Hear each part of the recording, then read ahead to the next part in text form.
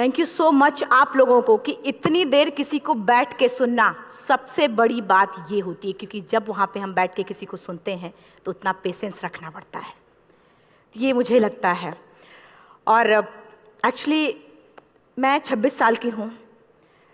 2011 में चलती ट्रेन से मुझे कुछ बदमाशों ने, मैं वॉलीबॉल चैंपियन भी रह चुकी हूँ, 2011 में चलती ट्रेन से मुझे बदमाशों ने एक गोल्ड चेन पहनी थी, चलती ट्रेन से मुझे उठा के बाहर फेंक दिया था। लखनऊ से दिल्ली आ रही थी मैं।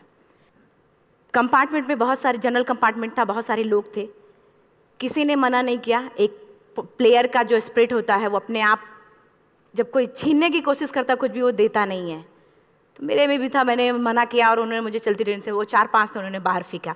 दुर्भाग्य ये था कि उसी समय दूसरी ट्रैक से ट्रेन आई और मैं उस ट्रेन में टकराई, फिर नीचे गिरी, दोनों ट्रेनें निकल गईं। कुछ देर बाद मैंने हाथ को ऐसे रख के उठने की कोशिश किया तो देखा कि मेरा पैर कट चुका था। थाई को उठा के देखा, मेरा पैर ऐसे जीन्स में लटका हुआ था, ब्लड फोर्सफुली निकल रहा, दूसरे पैर की हड्डियाँ टूट टूट के बाहर निकल चुकी थी। पूरी रात मैं चिल्लाती रही ट्रैक पे, छोटे छोटे पत्थर होते ऐसे चिल्लाती रही कि कोई बचा ले, कोई नहीं आया बचाने। और जब पूरी रात चिल्लाते चिल्लाते इतना कि मुझे दिखाई भी देना बंद हो गया, जब ट्रेन आता था तो वाइब्रेट होता था। इतना ही नहीं, फ्री का इनविटेशन भी लोगों को मिल गया था, कुछ लोगों को। ट्रैक पे आपने ट्रेन की ट्रैक पे छोटे छोटे चूहे देखे होंगे, मेरे कटे हुए पैर पे आग के मेरे पैर कुतर रहे थे।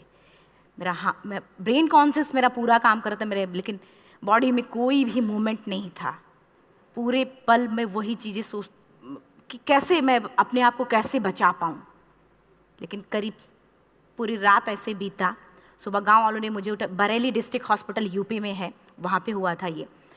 सुबह गांव वालों ने मुझे उठाया, डिस्ट्रिक्ट हॉस्पिटल ले जाके रखा, तो फार्मासिस्ट, डॉक्टर, सीएम जितने लोग थे आपस में बातें कर रहे, अरे हमारे पास तो एनेस्थीसिया नहीं है, ब्लड नहीं है, इसका इलाज शुरू करें तो हम कैसे करें।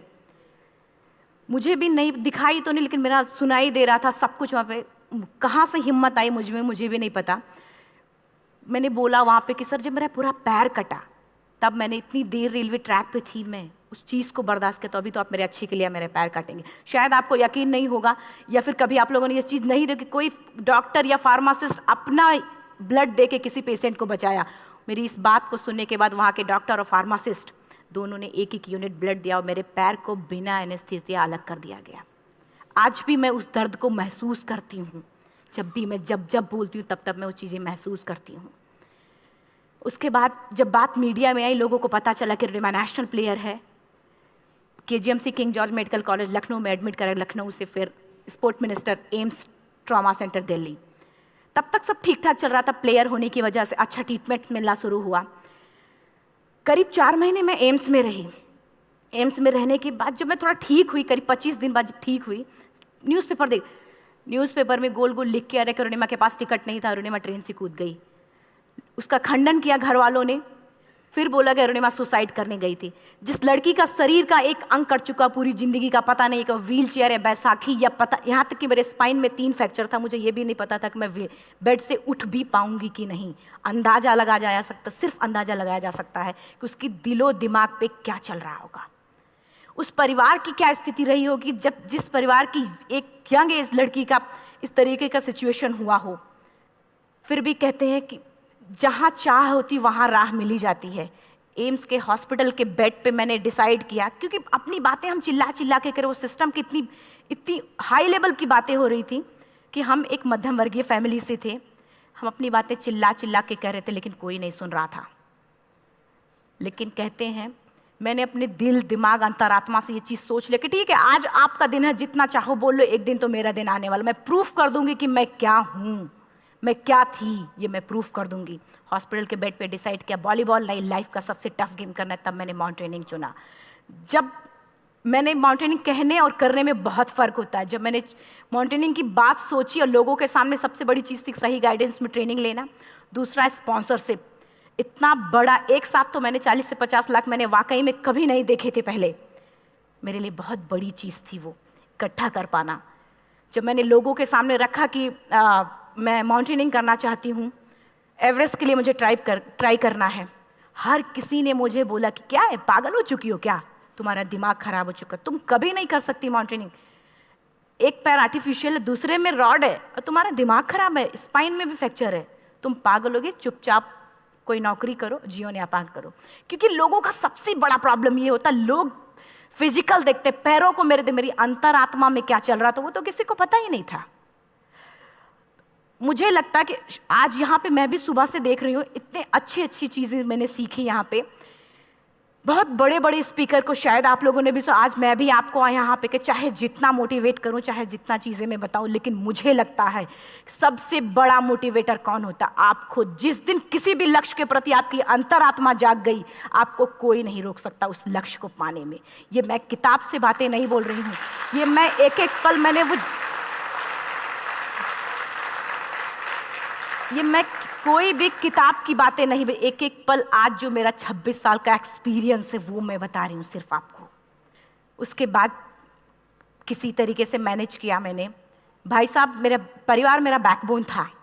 परिवार ने मुझे, भाई साहब ने मुझे कहा कि मैडम बछेंद्री पाल जिन्होंने 1984 में एवरेस्ट समिट किया, उनसे मिलते हैं, वो जरूर कुछ ना कुछ करेंगे। हॉस्पिटल से निकलने के बाद मेरे राइट लेग में स्टिचेस लगी थी। मैंने डायरेक्टली घर जाने की बजाय, जब लोग ये सोचते हैं कि मुझे अपना जीवन यापन कैसे करना है, जब लोग ये सोचते हैं कि मुझे अपनी ज़िंदगी के मेरे दिमाग में सिर्फ 2 चीज़ें चल रही थी, मुझे इनका जवाब कैसे देना है और एवरेस्ट समिट कैसे करना है।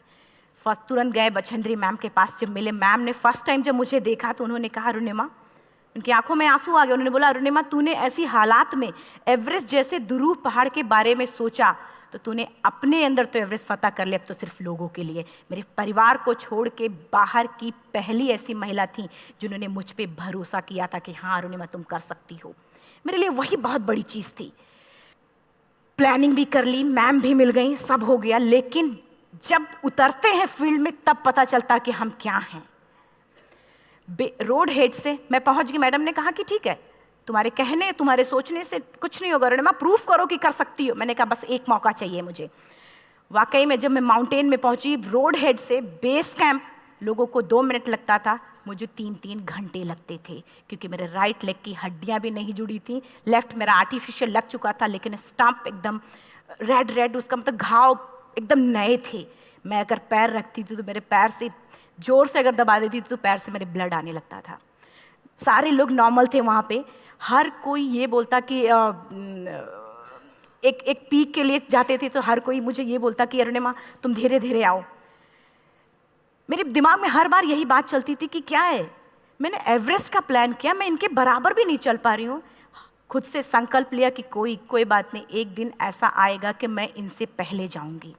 और आपको शायद यकीन ना हो, आने वाले 8 महीने बाद पूरा का पूरा वेट उठा के बेस कैंप से साथ निकलते और टॉप पे पहले पहुंचते। ऐसे करके देखते थे कि अरे ये लोग तो पीछे। खुशी होती थी। उससे भी ज़्यादा मुझे खुशी तब होना शुरू हुआ जब वो सारे लोग आके मुझसे ये पूछते, मैडम खाते क्या हो, बता दो, पैर नहीं है फिर भी कैसे चलते हो। उसके बाद पूरा मुझे स्पॉन्सरशिप मिला। मैं जब एवरेस्ट के लिए गई, मेरे लिए सबसे बड़ा, एवरेस्ट की जर्नी में मेरे सबसे बड़ा चैलेंज यही था कि दूसरे को समझा पाना। मैं नहीं समझा पाती कि भाई मैं कर सकती हूँ। जब मैं एवरेस्ट के लिए गई, शेरपा होता, शेरपा को जब ये बात पता चला कि मेरा प्रोस्थेटिक लेग है, आर्टिफिशियल लेग है, दूसरे में रॉड, बोला नहीं ले जा सकता, इसकी वजह से तो मेरी भी जान जाएगी। मैडम ने, हमने सबने कन्विंस किया किसी तरीके से। मन वाकई में जो टीवी में हम और उसमें फोटोज़ में देखते हैं, ब्लू और ग्रीन आइस, हिला देने वाला होता। जितना सुंदर दिखता उतना ही हिला देने वाला होता। जब मैं हमारे ग्रुप में 6 लोग थे, रॉकी एरिया तक मैं सबसे पहले थी, लेकिन जैसे ही मैं ग्रीन और ब्लू आइस में गई, मेरा आर्टिफिशियल लेग स्लिप कर जाता था। फ्रंट पॉइंटिंग से, जब मैं फ्रंट क्रैम्पोन से फ्रंट पॉइंटिंग मारती थी, लेफ्ट से पेन होता था तब भी करते, लेकिन आर्टिफिशियल जैसे फ्रंट पॉइंटिंग मूव हो जाता, मेरा पैर ही मूव हो जाता था। शेरपा मुझे बोला नहीं हो सकता अरुणिमा, जबरदस्ती मत करो। मैंने कहा कुछ नहीं, ये मेरा पैर है, मैं जानती हूँ कैसे चलेगा। फाइनली 1, 2 बार, 3 बार करने, 4 बार, 5 बार होल हो जाता था। आइस थोड़ा टूट के निकलता था तो मैं वहाँ पैर रख के जाती थी। कैंप 3 तक ठीक था, प्रॉपर एक्लेमेटाइज किया अपने आप। कैंप 3 तक जनरली गए। बात जब कैंप 3 के ऊपर की होती है, साउथ कोल समिट, अच्छे माउंटेनियर, अच्छे दिलेर के हौसले धरे के धरे तब रह जाते हैं जब अपनी आंखों के सामने किसी को मरता देखता है, और दिमाग में बात, जब जिसको डिसीजन मेकिंग, और जब दिमाग में बातें जब ये आने लगती हैं कि अरे जिस चीज़ के लिए हम जा रहे हैं उसी चीज़ के लिए आदमी मर रहा है, इसी चीज़ के लोग लिए मर चुके हैं।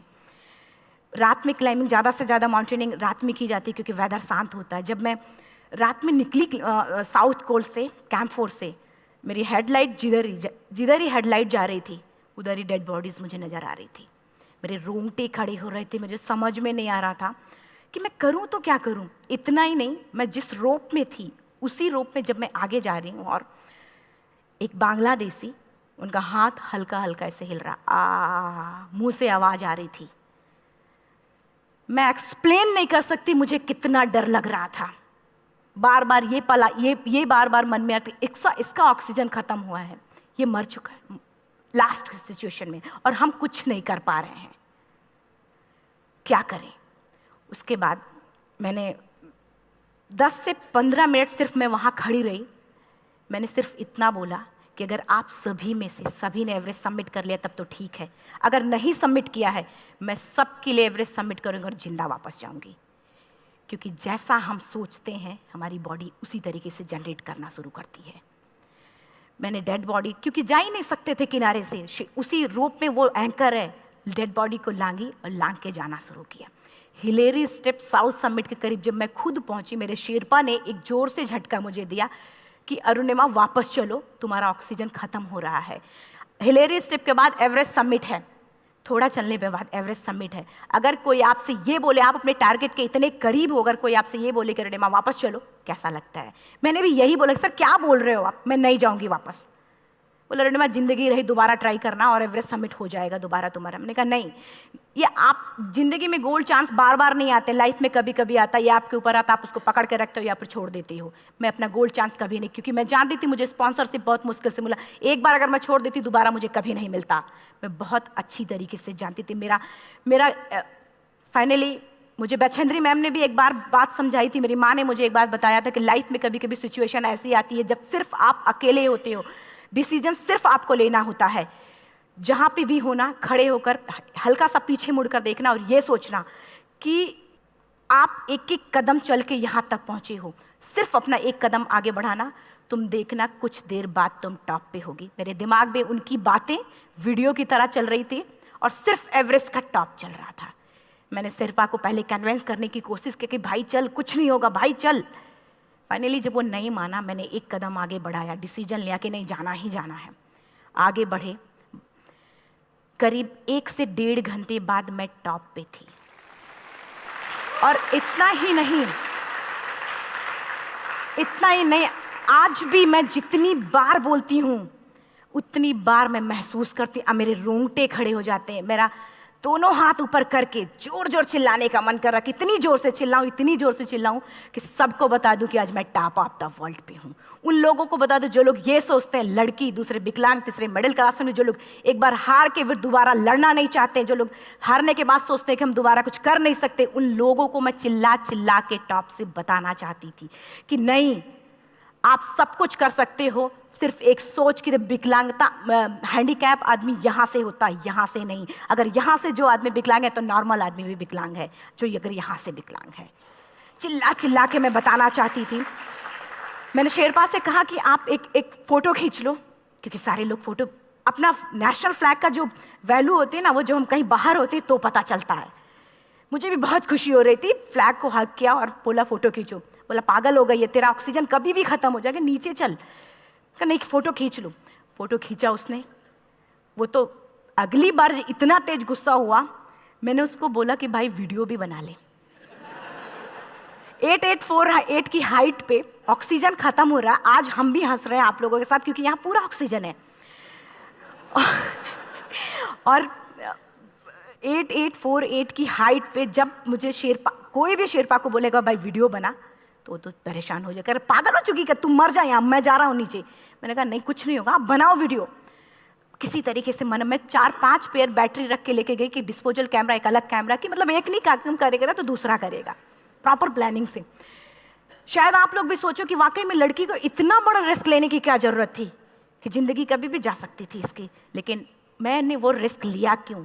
क्योंकि मैं चाहती थी, कहीं ना कहीं से मेरे भी दिमाग में ये बात आ चुका था कि मैं जिंदा वापस ना जाऊं। मैं चाहती थी कि अगर मैं जिंदा ना जाऊं तो ये वीडियो मेरे इंडिया शेरपा से मैंने यही बात बोली, ये वीडियो अगर मैं जिंदा नहीं जाती हूँ, ये वीडियो मेरे इंडिया पहुँचा देना, मेरे यूथ तक चला जाएगा। क्योंकि मैं चाहती थी कि 11 अप्रैल 2011 को मेरा एक्सीडेंट हुआ, 21 मई 2013 10:55 पे मैं टॉप ऑफ द वर्ल्ड पे थी। ऑलमोस्ट 1 से 2 साल के अंदर कैसे यहाँ से मैंने ये चीज़, मैंने कभी भी कामयाब होने के, मेरी वो जिंदगी बन चुकी थी, मेरा जुनून बन चुका था, मेरा पैशन मेरा जिद बन चुका था। वो मेरा सोते उठते बैठते सिर्फ मुझे एवरेस्ट दिखाई जाए। और मुझे लगता है किसी को भी अगर अपना लक्ष्य पाना है, यहाँ से अगर वो पागलपन जब तक नहीं आएगा तब तक नहीं होगा। वो फाइनली उसने वीडियो बनाया। आप बोल रहे फटाफट रोनिमा नीचे भागो। जब मैं टॉप पे थी तो कुछ लोग और भी थे, लेकिन 10:55 पे मैंने एवरेस्ट समिट, 11 बजे के बाद अगर कोई अटैम्प्ट करने की कोशिश करता है उसको सुसाइड अटैम्प्ट बोलते हैं। जैसे ही मैं नीचे चलना शुरू की, मैंने कहा भाई हाँ चल नीचे चलते हैं। ज़्यादा से ज़्यादा मौतें नीचे आते वक्त होती हैं एवरेस्ट पे। जब मैं नीचे आ रही हूँ, थोड़ा दूर ही मैं नीचे चली थी, मेरा ऑक्सीजन पूरी तरीके से ख़त्म।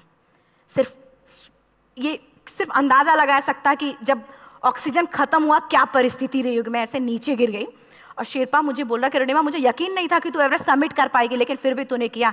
मैं चाहता हूँ कि रोनिमा जिंदा चल, तू वापस उठ, खड़ी हो। मुझे खड़ा करने की वो कोशिश कर रहा था बार बार, मैं खड़ी नहीं हो पा रही थी, वाकई में दम ही नहीं था।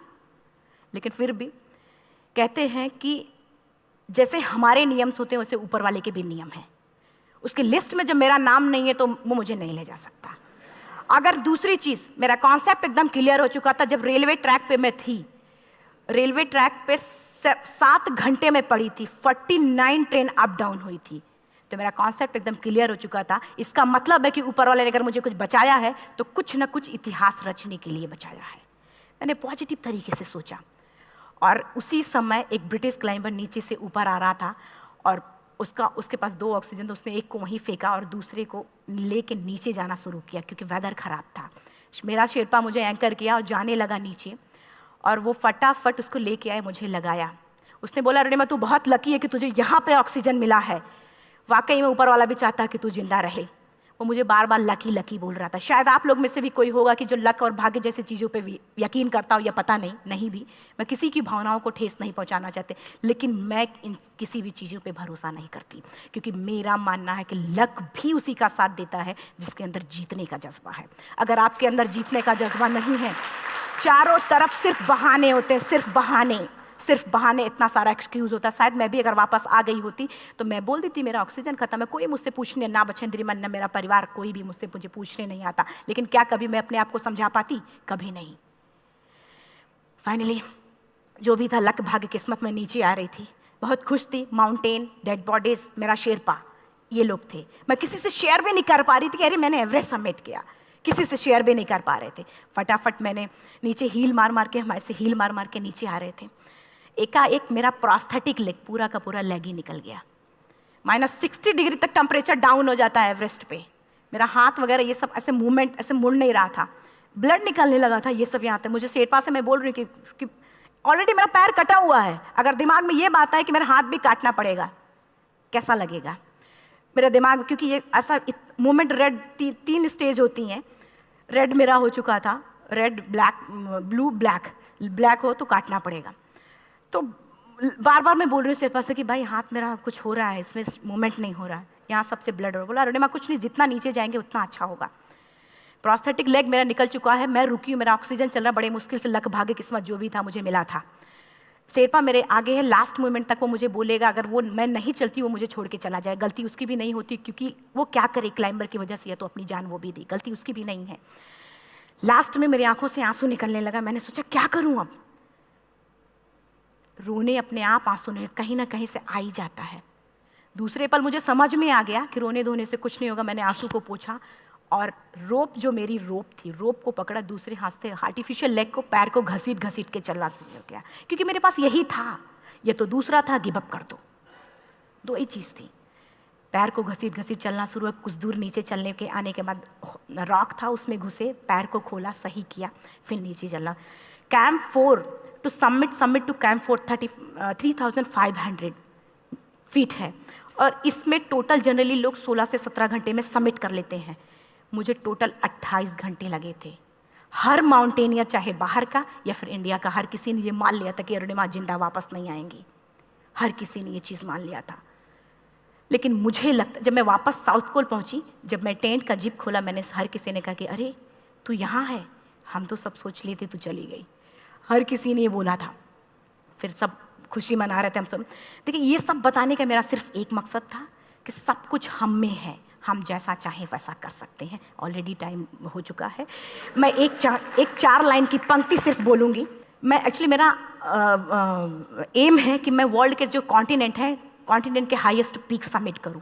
एशिया का एवरेस्ट हो चुका है, अफ्रीका किलिमंजारो हो चुका है, यूरोप का एल्ब्रुस हो चुका है। 23 नवंबर को मैं जा रही हूँ ऑस्ट्रेलिया हाईएस्ट पीक के लिए। बस आप लोगों की गुड विशेस चाहिए। और 4 लाइन, अभी तो इस बाज की असली उड़ान बाकी है, अभी तो इस बाज की असली उड़ान बाकी है, अभी तो इस परिंदे का इम्तहान बाकी है, अभी अभी मैंने लांघा है समुद्रों को, अभी तो पूरा आसमान बाकी है। Thank you so much. Thank you.